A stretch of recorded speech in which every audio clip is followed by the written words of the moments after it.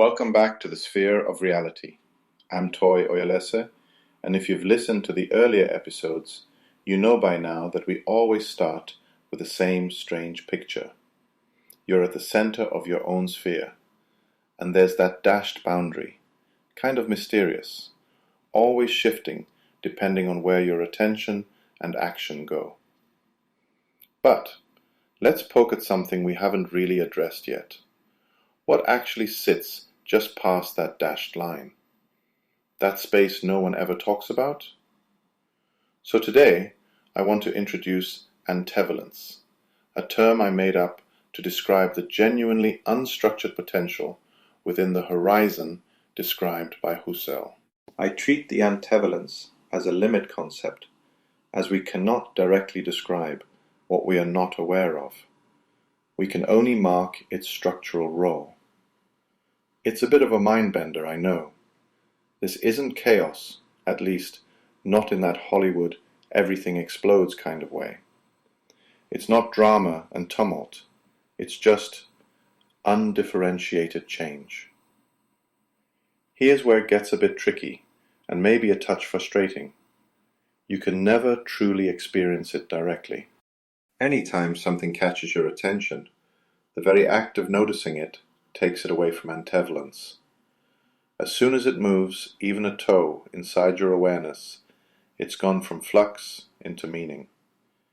You can't stand outside yourself and grab a fistful of pure meaninglessness, because as soon as you try, you're giving it meaning. It's like trying to look at your own eyeball without a mirror. Not really possible. So the horizon is always just at the edge of reach. The second you reach it, poof, it's ordered. It no longer exists. That's the weird thing. You are chasing the horizon, but you never quite catch up to it. But it's important to recognize that this frontier exists, because it changes how we relate to growth, to experience, and to what's possible in our lives. Now, let's linger a bit more on this boundary, because it isn't just a fence drawn in the sand. It's dynamic, a place where your personal sense of order presses up against this ocean of flux. If you picture your reality as a sphere, and we've been coming back to this image since episode 1, it's like your own little island of meaning, floating in a sea of everything you haven't noticed yet. And the size of that island is always shifting. I remember when I was running my wellness clinic back in the day, somewhere between treating depression and, say, teaching traditional Chinese medicine, TCM, principles that augment treatment. I found myself constantly bumping into the limits of what I'd actually learned in medical school. Conventional family medicine, especially then, was very resistant to pushing the boundary.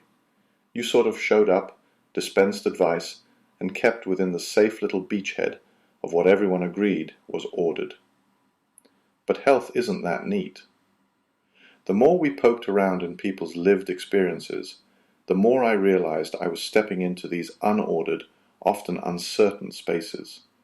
No tidy guidelines, plenty of flux. And I'll be honest, it felt like walking right up to that dashed line of the sphere. Sometimes, actually, it felt like I was towing right over it. And when I did that, it wasn't always comfortable. But that's how the practice, and really my sense of what medicine could be, actually grew. That's the thing about this boundary. It's not static. You aren't defending a fixed castle wall. You're sort of extending your order, bit by bit, into the unknown. Sometimes even just by asking different questions, or staying present with unfolding uncertainty. It's noisy at the edge, you know? The further out you reach, the messier it feels. But that's where the raw material for new meaning comes from. And sometimes you pull things in, making them part of your reality.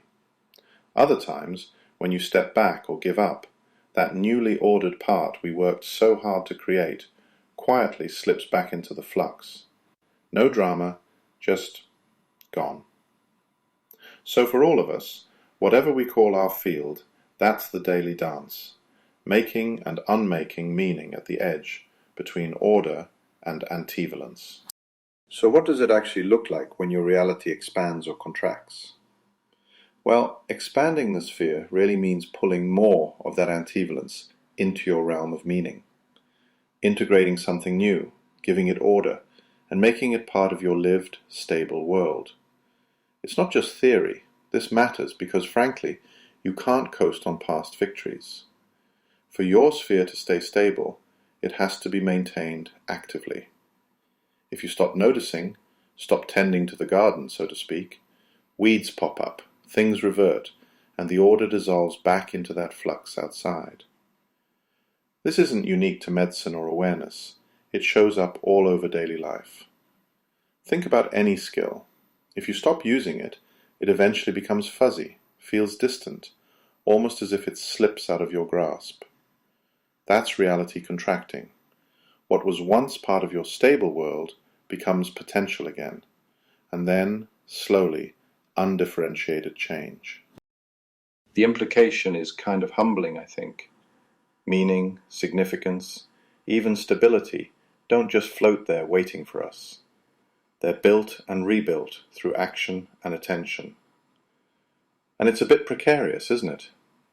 What happens to the parts of our lives or ourselves when we stop engaging?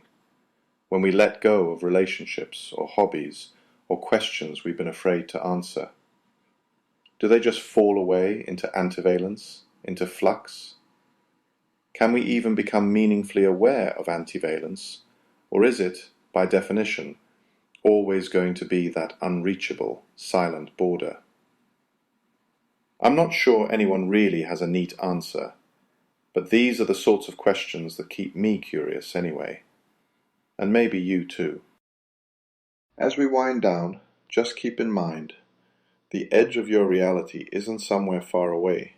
It's always right where your interest and curiosity are bumping up against what you've never experienced before. To keep that edge alive, you have to step into it, bit by bit, with attention, with presence, and sometimes, with a little bit of nerve. Thanks for listening to The Sphere of Reality. I'm Toy Oyelese, and I hope you'll keep exploring the edge with me in the next episode.